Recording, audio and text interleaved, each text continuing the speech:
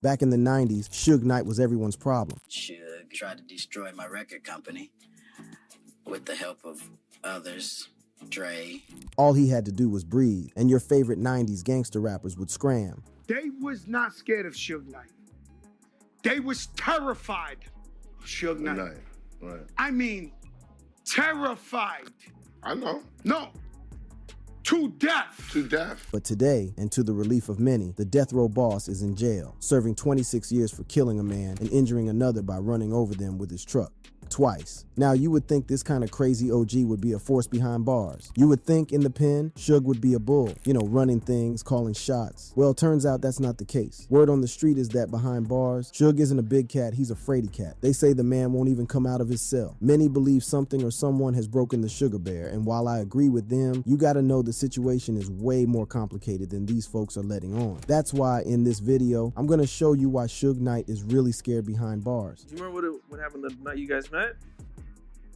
Well, I met Suge Knight a bunch of times. Suge Knight's a problem. Suge Knight and the word scared shouldn't be in the same sentence. And that's why when I first got word that Suge Knight was lily-livered in prison, my first reaction was, oh, we got two Suges now? Of course, I didn't believe the rumor. And you can't blame me or anyone that doubted it in the beginning, because anyone remotely familiar with hip-hop history knows how ridiculous the mere thought of it is. Suge getting scared is like Ye being humble or like Usher behaving corny. There's no way in hell any of that's happening, because Suge wasn't just a problem. The man was the living embodiment of terror. I mean, you wouldn't be reaching to call him the Taliban of 90s hip-hop. Why? Because there was no one he couldn't and wouldn't bully. Rappers, producers, promoters, execs, everyone was fair game. But if you somehow think I'm tripping, no situation illustrates my point better than a stunt Suge pulled off at a BMI award show back in the 90s. So then Cool and Dre noticed as they were getting closer to the line that every artist was taking off their earrings, their watches, their chains, and it was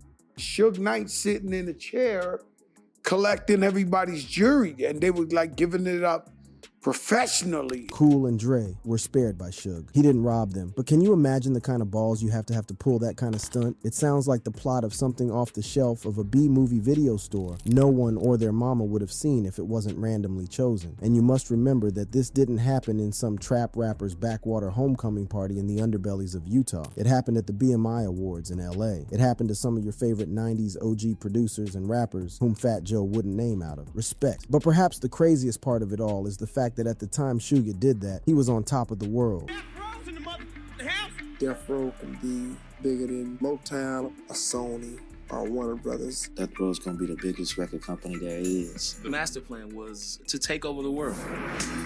All of the greatest artists came together at one time, and it was like a comet streaking across the sky. Suge was a multi-millionaire himself. In media circles, they were calling him a music mogul, so he didn't need those chains or the money he would have gotten from selling them. So why did he do it, you ask? The answer is simple: intimidation. That was and has always been Suge Knight's calling card. His whole life, Suge has had two jobs: managing the Death Row record label and terrorizing every and anyone he came in contact with. To his credit, the man was successful in both ventures. No one can deny Death Row's impact on the culture, and despite the fact he's in jail, everyone still speaks of Suge like he's Voldemort. And that's why I found it difficult to believe Suge was scared behind bars. I mean, come on now, it's jail we're talking about. And Suge is the literal biggest jailbird you'll ever see. And he's in and out a couple of times. Back in '96, in the immediate aftermath of Pac's tragic passing, Knight's involvement in the Orlando Anderson situation led to a probation violation charge that saw him spend 4 years in FCI Sheridan. In 2003, he spent more time behind bars for violating parole when he struck a parking lot attendant. This was the time Death Row's income went into freefall. Then, in 2014, Suge survived a drive-by and walked himself to an ambulance after getting shot 6 times. So you can kind of understand why I was asking everyone why this same man who went through all of that would suddenly go mellow behind bars. Sure, I was ignoring the fact that the man's pushing 60. I was also ignoring the fact he ruined his life and career and threw away a future that could have made him bigger than Jay-Z is now. I ignored all of that because at the same time I needed proof, witnesses, someone, preferably an inmate in the same prison as Suge, that saw him mellow and scared. Funny enough, I found what I was looking for. In an interview with a YouTuber called Rizzle, a convict sharing the same pen with Suge Knight opened up about details concerning Suge. He talked about Suge, or at least a version of him you'd probably not recognize. A version that was not only a shadow of his former self, but was also a coward of some sort. His words, "I'd like to show you the dudes be on these streets allocating this tough man facade. You really be in the pit with the homies, you gotta really pull a knife. Out and get your main in the game checked." That's what I was speaking to. I was trying to illustrate based on what we talked about, me and Suge, that main, you can come out. This convict was accusing Suge of being a coward who acted like a tough guy on the streets, but couldn't hold his own now that he was in jail. This is the theory the internet's been running with, and I don't agree with it. Was Suge a bully? Yes. Was Suge a coward? That's complicated depending on who you ask, but is that why he's not stepping out of his prison cell? To that, my answer is hell no. There are a couple of reasons why I think Suge chose to stay in his cell, and cowardice isn't one of them. But let's even approach this with common sense for a second. Let's put ourselves in the man's shoes and imagine we were a quarter to 60. Why the hell would you risk breaking bread with young potential ops that could easily take advantage of you and most definitely shank you to death? It's a death sentence, especially when you are a man with a lot of enemies like Suge Knight. Now, this argument would have been the end of the conversation if there wasn't one little problem. You see, the con from the interview was no op. He was a blood, a mob Pyru blood to be specific. Same gang that Suge belonged to from back in the day, and the same gang that was at the center of the chaos the death row boss inflicted on the industry throughout the 90s. When we got in that van,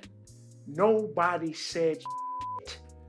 All you could hear was the locking and loading of 40 cals, Desert Eagles, the Velcro, a bulletproof vest put on. So all you heard was click, clack, snip, snap, shh, shh, shh, shh, shh, clack, click, clack, clack. This man right here, Big Nas, was Eminem's bodyguard during one of the most dangerous periods of his life. And the man who brought the danger to M was none other than Suge himself. The incident Big Nas was talking about happened back in 2001. M was signed to Dr. Dre's label at the time. And with Pac dead, Snoop gone, and Dre doing his own thing, Death Row wasn't experiencing the kind of success Suge was used to. Now don't get me wrong, Suge was still successful, and he still oversaw some great output in the time after their departure, but the future wasn't all that clear. So in true Suge Knight fashion, the bully did the only thing the bully knew to do. He tried to take M from Dre, strong-arm him from Dre's label to his. Now how was he gonna do that, you ask? Suge Knight sent 50 Peru blood gangsters to disrupt a concert that M, Snoop, and Dre were headlining in Hawaii. And you should know, disrupt is a soft way of saying the blood gangbangers were sent to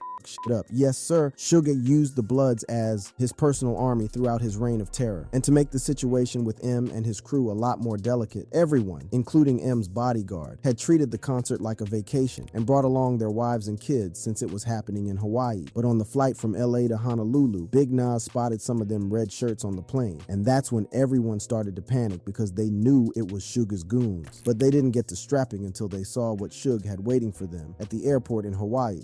And as we're riding past the front part of the airport, you see a sea of Death Row guys. They got on red and black Death Row jerseys. Thankfully, we still have M, so no one got hurt. And before y'all come for me in the comments, I'm not saying Eminem got intimidated by Suge. Eminem was one of very few rappers that didn't cave to Suge's intimidation tactics. But on that flight, he was scared. All of them were scared. There was a real threat that M would be killed, murdered like Biggie and Pac before him. So it was perfectly okay to be scared. That's how you think clearly. You can't afford to be cocky when dealing with Suge, because it's one thing to predict what Suge could do, but it's a whole other ball game to try predicting what those Bloods were capable of on that trip. But you see, and this is where things get interesting, the Bloods weren't the only ones that had Suge breathing down their neck. His influence and terror cut across both the Crips and the Bloods. There really wasn't no Blood artists. Like, Right, I hear you. you know, so it was more Crip based as far as the artist, but the business was Blood based because Suge was the CEO. And, you know, he had all his homies there, and at the same time, his homies were security. They would provide weed, they would provide like entertainment. Like, it was like we were all like the same kind of people. This is probably why that con from the interview was so bummed out by Suge's decision to stay in his cell. He knows the history. Everyone does. It was legendary times. Death Row Studios used to be filled with Peru Blood gang members. And it was mostly while these gang members were present that Suge committed the worst atrocities on basically anyone for basically anything. Back in 1992, when Death Row Records was still getting off the ground, Dre was still with Suge, and he asked a pair of aspiring rappers, Linwood and and George Stanley to come in for a recording session. Unfortunately for these two rappers, that same day, Suge decided to pay a visit to the studio. Sometime mid-session, one of the rappers, Linwood, decided to make a call, and he picked up the closest phone he could find. Now, he didn't know it at the time, but the phone he picked was reserved for calls from drug kingpin Harry O., the main financier of Death Row, who was in prison with very limited telephone access. Suge spotted him and, funny enough, was peaceful with his initial confrontation with the young rapper. He reportedly said, "Say blood, don't be on that phone." Unfortunately for the rapper, he didn't know how lucky he was to have that version of Suge on first encounter, and that's why he responded out of pocket saying, "Don't be coming at me with all that gangbang shit. I'm not from LA." For Suge, this was more than a rude response. It was an assault on his ego. And as soon as those words dropped, it immediately hit the fan. Suge pulled out his gun on both rappers, made them strip down to their underwear, and beat them both to a bloody pulp. And even though Suge warned them not to go to the police, they did. But it didn't matter because the Death Row found a way to bury the case. How? He got the prosecuting attorney's daughter, Gina Longo, a record deal. I mean, you can't make that shit up. Sounds like something you'd think only the American Mafia was capable of. That prosecuting attorney's daughter went on to become the only white recording artist on Death Row, male or female. Now, you must know that Suge wouldn't have been bold enough to do all of that if he wasn't sure he had Mob to protect him if shit went sideways. But you also gotta know that Suge paid his dues. It's not an easy thing to defend a man like Suge Knight. But if we are keeping it 100, the man doesn't really owe the Mob Peru Bloods nothing. And he has no reason to fear the Mob Perus, because the fact of the matter is, when he was using them, he was also putting in the work on his own end. His relationship with the Mob Perus was not parasitic. It was beneficial to both sides. Suge kept them very happy, made them very influential and very rich. In fact, most would argue he played a major role in the Bloods' rapid rise from back alley street gang to a major force in the gang culture, rivaling their already influential and formidable rivals, the Crips. Everybody keep saying they knew Pac better. Pac gonna be a rep. They like shit. Pac wearing a red flag, you know what I'm saying? Now, you could still insist that this just proves the point that Khan was making. You could say that Suge was nothing without Mob Paru, and a lot of big cats in the industry would agree with you. But I'm not going to go in that direction without dropping this first. Suge's violence wasn't gendered. His best downs were on an equal opportunities basis. It's common knowledge that he was a serial abuser that saw nothing wrong beating up women that were 1,000 times weaker than him. One time, he beat his girlfriend unconscious. Then he stripped her naked in the middle of the streets and walked away. This particular incident gave him a lot of heat from 12. Now tell me how Mob Peru was going to protect him from the police. And this wasn't an isolated incident. Throughout the 90s and up till 2015, Suge had gotten himself in a lot of situations where even Mob Bloods would have exhibited some restraint. He didn't need a rude response to mess up anyone he wanted to mess up, and he sure didn't need the Bloods. Back in 1995, at the height of Suge and Puff Daddy's record label beef, a friend and record promoter of Puff made the grave and frankly silly error of attending a Christmas party organized by Death Row Records. I don't know what he was expecting to happen, but the moment Suge spotted him, he insisted that the man give up Puffy's home address. I'm sure Suge wasn't planning on sending him Christmas presents. Well, the promoter refused, and he was escorted upstairs with Suge, Tupac, and a few other associates who proceeded to give him the Death Row treatment. Yeah, Tupac was in on it. Say what you want, but in the final years of his life, Tupac became more and more like Suge Knight than anyone would care to admit, and Suge himself took so much pride in it. What did you see in Tupac? What did you see in him that made you know he was that talented? I seen myself. I seen some of me and Pac. And anytime you get to a certain level, when you're dealing with men on a certain level if they're good friends, they got a lot of things in common.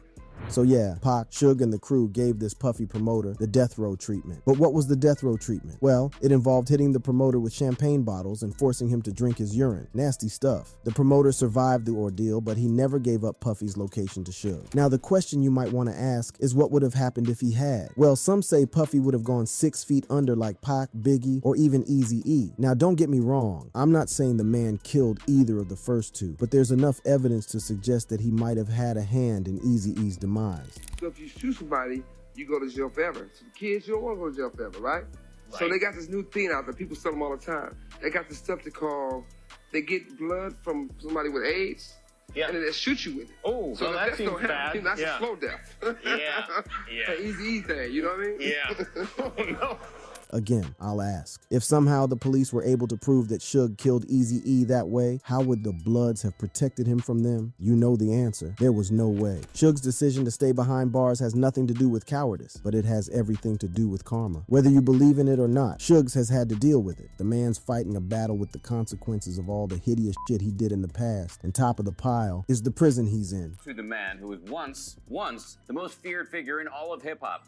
But here he is now, Suge Knight, a former rap powerhouse, collapsing in court, where he's facing a murder charge. The man who built an empire, founding Death Row Records, now facing life in prison. 28 years. That's the sentence Suge got after pleading no contest to voluntary manslaughter for an incident that occurred in 2015. Suge had gotten into a heated argument with two men who happened to be his friends. It's unclear what happened, and some say that these two men had threatened Suge. But moments later, CCTV footage caught Suge using his vehicle to run over the same two men at a restaurant parking lot in LA. One of the men, Terry Carter, passed away due to his injuries, while the other, CLE Sloan, suffered head and foot injuries. The year before, Suge had been indicted for threatening Straight Outta Compton director F. Gary Gray with death or bodily harm. And quite ironically, the incident that would send him to jail was caught on surveillance video near the set of the NWA biopic. So in a way, you could say that either Gray got him or the spirit of Eazy-E finally caught up with him. Now, a double-decade life sentence is more than enough to break any man. But when you have to spend that time in a hellhole like Richard J. Donovan Correctional Facility in San Diego County, the years kind of seem longer. It's a California state prison that ranges from medium to maximum security levels, and it houses the nastiest pieces of shit that have ever walked the surface of the earth. I'm talking about Middle Eastern psychopath Sirhan Sirhan, who assassinated Senator Robert F. Kennedy in 1968, the sociopathic white boys Mendez brothers that murdered their parents in cold blood, and a member of the Charles Manson family, Tex Watson. These people I just name-dropped are real psychos, real killers, and now Suge has to spend time in the same prison facility with them. That has got to do something to a man, right? But let's consider for a moment that Suge can match their crazy. Let's imagine this ain't enough to break Suge. What else could have kept the man on voluntary 24/7 lockdown? I'm glad you asked. I got two answers: a $100 million lawsuit and his terrible health. In the first year of his incarceration, word got around that Suge had to do emergency surgery on his appendix. The man had been in severe pain leading up to the surgery. It had gotten so bad that he couldn't even stand for long, but that was not all. The man has diabetes. That was why he slumped in the courtroom during the trial in 2015. And as if the situation ain't bad enough, he also almost went blind prior to the trial and has had to wear glasses ever since. I don't need to say this, but his life has been a living hell. So hellish that he's had to delegate a lot of his external affairs and remaining businesses to homies he can trust. There's talk of his fiance being in charge of his media-related rights and Ray J running what's left of his business. Now, if you've been keeping score, all of this is more than enough to break a man. I don't care how tough you think you are, but somehow it still gets worse. And it's all because of the $100 million lawsuit hanging over his head. In March of 2020, a judge reaffirmed a 2005 court order that Suge must pay former Death Row Records employee Lydia Harris $107 million that he allegedly never paid her. Turns out, Suge was ordered to pay Harris $107 million back in 2005 after Harris claimed that she and her husband Michael were early investors in Knight's Death Row Records in 1989. But at that time, Suge didn't have the money, and in classic Suge fashion, even if he did, he had no intention of paying. Meanwhile, Lydia claimed she was the company's first vice president and that Suge had been withholding profits from the label's earlier years from her. Lydia also claimed that she had contributed $1.5 million to the label's startup costs, but was later forced out by Suge Knight and other partners. When investigations were done, everything she claimed checked out, and that's how Suge got himself in that kind of financial mess. Back in 2015, Suge was ready to fight, and he did even if he lost. But now, with his lengthy incarceration, the man's not going to be out until he's 80, and with his ailing health, there's no fight left in the former Death Row boss. So his only option is settling, which is a problem on its own, because we both know Suge can't cough up that kind of figure. Where's he going to get the money? I won't call him broke, but he ain't rich either. The man's ruined, and funny enough, he's the one that ruined his life. Suge got carried away at his peak. When he should have been focused on building an empire that would outlive him, he got too carried away with being a gangster, living like one and stunting like one. The man was way too obsessed with intimidating rappers and being the most feared instead of being the one with the most bread. Because you might not know this, but at his peak, and with a catalog like The Chronic from Dre, Doggy Style from Dog, All Eyes on Me from Pac, amongst a couple of others, Suge was making over $100 million a year. Suge played himself, and these days he's under PC and Donovan. There, he's been segregated general population for his own safety. Like I said before, Suge is not cowardly behind bars. He's just spent at the end of his road. The man's tired, and you could see signs right from the trial in 2015. He just couldn't keep his mouth shut, just kept talking, begging, and arguing with the judge and all. I respect you and respect your court. So I listen to you, and I tell everybody to go through Judge Ryan. They go to Judge Ryan, they still don't get approved. And I can't have one attorney for trial. I'm not trying to miss my trial date. I don't want to slow my trial date down. I know I can't. I don't want to. In protective custody, he might have some peace and safety, but he's got to deal with his conscience. Because the older you grow, the more paranoid you become. And maybe it's not paranoia. Maybe it ain't crazy to think that with all of the shit he did in the past and the current shit he has going on in his life, he's a hell of an easy target for any opportunistic young blood looking to raise his status. The guards know this. They know he is high profile, a high-risk inmate in a prison environment. And that's why he's been kept under close supervision. And at this point, there's no telling who would come for him if he stepped into the light crypts with a score to settle, or some ignorant blood convinced that his extended retreat is a sign he dropped the flag without permission.